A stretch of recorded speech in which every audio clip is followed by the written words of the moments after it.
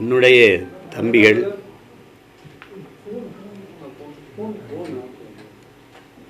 ஆதம்பாவா அவர்கள்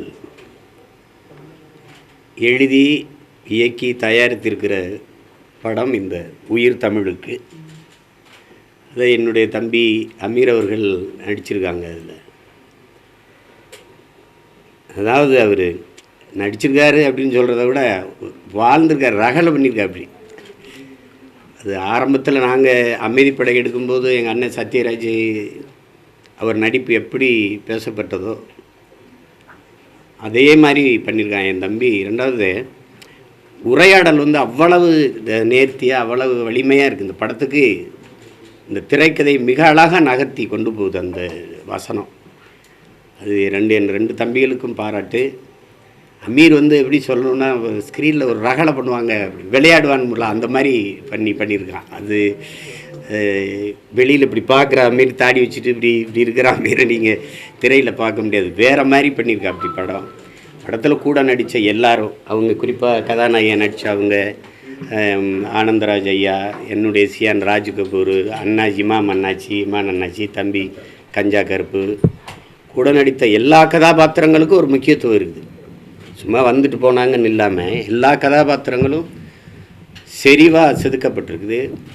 அதில் நான் வெகுவாக ரசித்தது திரைக்கதையினுடைய நகர்த்தல். வேகமாக அந்த காட்சி அடுக்கடுக்காக நகர்ந்து போகிறது, எதிர்பார்ப்பை கூட்டிக் கொண்டே போவது, என்ன நடந்திருக்கும் அப்படின்னு ஒரு எதிர்பார்ப்பை கூட்டிக்கிட்டே போகிறது, அதை நகர்த்தி கொண்டு போகிற மிக நேர்த்தியான உரையாடல்கள். அப்புறம் என்னுடைய நண்பர் வித்யாசாகருடைய இசை, அது குறிப்பாக பின்னணி இசை. 3 பாடல்கள், முதல் 2 பாட்டை தம்பி பா விஜய் எழுதியிருக்காரு நினைக்கிறேன். பின்னாடி 2வது பாதியில் வர்ற பாட்டை தம்பி சினேகன் எழுதியிருக்காரு. அது நாங்கள் கூட தேர்தல் நேரத்தில் பயன்படுத்தினோம் அந்த பாட்டை.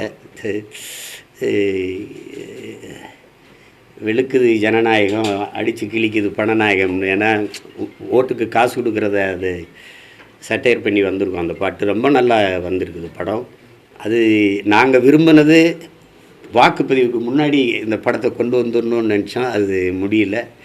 அதனால் இந்த மே 10ஆம் தேதி வருது. அன்பு கூர்ந்து நான் என் அருமை சொந்தங்களிடத்தில் கேட்பது, நீங்கள் திரையரங்கில் சென்று இதை பார்த்து ரசிக்கணும், அதுக்கு பேராதரவு கொடுக்கணும். உண்மையிலேயே ஒரு நல்ல அரசியல் புரிதலை உருவாக்குகிற ஒரு படம். இதில் பணி செய்த அத்தனை தொழில்நுட்ப கலைஞர்கள் எல்லாருக்கும் என்னுடைய அன்பும் வாழ்த்துக்களும். குறிப்பாக பெருமுயற்சிக்கு அப்புறம் என் தம்பி இது ஆதம்பாவா ஒரு முழு படமாக உருவாக்கி திரைக்கு கொண்டு வந்துட்டான். அதுக்கு என்னுடைய அன்பும் வாழ்த்துக்களும். அவனுக்கு இதில் பண்ணியிருக்க என் தம்பி அம்மீருக்கு என்னுடைய அன்பும் வாழ்த்துக்களும். ஒரு மிகப்பெரிய வெற்றி படமாக இது அமையும். நறுக்க முடியல, ஏன்னா முன்னாடி அண்ணா கூட எம்ஜிஆர் அவர்கள் இருக்கிறதும், அப்புறம் எம்ஜிஆர் அவர்கள் எங்கள் அண்ணா கூட இருக்கிறதையும் வார்த்தையாக சொல்லி ஒப்பிட்டு வந்துட்டதுனால தொட முடியல. அவங்களுக்கு புரியுதுன்னு நினைக்கிறேன், இல்லைன்னா தூக்கிடுவாங்க. ஒன்று எடுத்துட்டாங்க, சீருடையோடு இருந்த ஒன்றை எடுத்துட்டாங்க, இதை எடுக்க முடியல. ஏன்னா அவர் சீஃப் மினிஸ்டர் தமிழ்நாடு, எங்கள் அண்ணன் சீருடை இல்லாமல் அப்படி நிற்பார், அதனால் எடுக்க முடியல. அதுக்கப்புறம் தானே எல்லா பிரச்சனைகளும். அப்போ அது முதலாக அவரை சந்தித்த போது எடுத்த படம் அது, எம்ஜிஆர் அவர்களை சந்தித்த போது அது தூக்க முடியல. அதுக்கு திரையில் என்ன வரவேற்பு இருக்குதுன்னு நீங்கள் பார்ப்பீங்க. அவனே தானே சொன்னான், கேளுங்க, போன தேர்தலில் யாருக்கு ஓட்டு போட்டான்னு கேளுங்க. எங்கள் வீட்டில் எங்கள் அண்ணன் பசங்கள்லாம் எனக்கு போடுவாங்க, இவன் அங்கே தான் போட்டேன்னு தான் சொன்னான். அப்புறம் அவனை வச்சுட்டு தான் சொல்கிறேன். ஆனால் நீங்கள் சொல்கிற குற்றச்சாட்டு அவன் செய்யவே மாட்டான். எனக்கு தெரியும், தனிப்பட்ட முறையில் என் தம்பி எனக்கு தெரியும். அவன் இரையச்சம் கொண்டவன், உண்மையிலேயே நபிகள் வழியில் நடக்கிறவன். அதனால் அதை செய்யவே மாட்டான். மற்றவங்க செய்கிறதுக்கு நாம் எப்படி பொறுப்பேற்க முடியும்? அதை திரும்ப நான் அவங்களுக்கு சொல்கிறேன். இப்போ என் தம்பி படம் தயாரிச்சிருக்கான், இந்த காசை எப்படா சம்பாரிச்சான்னு கேட்டுக்கிட்டு நாங்கள் படம் நடிக்கவோ இயக்கவோ முடியாது. ஒரு தயாரிப்பாளர் வாய்ப்பு கொடுக்குறார், வேலை செய்கிறோம், அவ்வளோதான். அப்போ ஒரு முறை ஒரு 10 லட்ச ரூபா கொடுத்து ஒரு படத்தை வாங்கிட்டீங்கன்னா நீங்கள் அதை வாழ்நாள் முழுக்க வச்சுக்கிறீங்க, அந்த உரிமத்தை. அப்போ அந்த ஒவ்வொரு முறையும் முன்னாடியெல்லாம் வானொலியில் ஒரு பாட்டு வந்துச்சுன்னா அந்த ஒரு தடவை ஒளிபரப்புனா அதுக்கான ஒரு ராயல்ட்டின்னு ஒன்று கொடுப்பாங்க. அப்போ ஒரு படைப்பாளிக்கு, அந்த எழுத்தாளருக்கு, அந்த இசையமைப்பாளருக்கு, இந்த தயாரிப்பாளருக்கு ஒரு விழுக்காட்டு அடிப்பில் வச்சுக்கலாம். 60 தயாரிப்பாளருக்கு, மீதி மற்றவங்களுக்கு அந்த வாங்கி வெளியிடுற நிறுவனத்துக்கு ஒரு 60, மீதியில் 40 தயாரிப்பாளர் படைப்பாளிகள் அவங்களுக்கெல்லாம் பிரித்து கொடுக்குறதுங்கிறது ஒரு நியாயமான உரிமை. அதை தான் அவர் கேட்குறாரு. அதை நம்ம புரிந்து கொள்கிற விதத்தில் எல்லாரும் தவறு பண்ணிட்டு, அப்பா இளையராஜா வந்து கவிஞர்களுக்கு கொடுக்காதீங்க, பாடகர்களுக்கு கொடுக்காதீங்கன்னு சொல்ல, எனக்கு அதில் உரிமை இருக்குது, எனக்கு உரியதை கொடுங்கன்னு கேட்குறாரு. அதுதான் அவர் சரிதானே. அது மற்ற மாநிலங்கள் இல்லாத ஒரு அளவு கடந்த திரைக்கவர்ச்சி நமக்கு திணிக்கப்பட்டிருக்கு. உங்களுக்கு புரியுதுன்னு நினைக்கிறேன். அளவு கடந்த திரைக்கவர்ச்சி நமக்கிட்ட இருக்குது. இப்போ அருகில் இருக்குது கேரளா, அங்கேயே அரசியல் இருக்குது, மேற்கு வங்கத்தில் இருக்குது, எல்லா மாநிலங்கள்லேயும் இருக்குது, இங்கே கூடுதலாக இருக்குது. இப்போ அந்த ஹீரோ மேலே மக்கள் இன்னைக்கு வைக்கிற நம்பிக்கையை அவர் அப்படி காப்பாற்றிட்டார்னா ரியல் ஹீரோவாக இருந்தவர் ரியல் ஹீரோவாகிட போகிறாரு. ஆனால் எங்களுக்கெல்லாம் ஒரு ரியல் ஹீரோ இன்னும் இருக்கிறாருன்னா எங்கள் ஐயா நல்லக்கண்ணு அவர்கள்.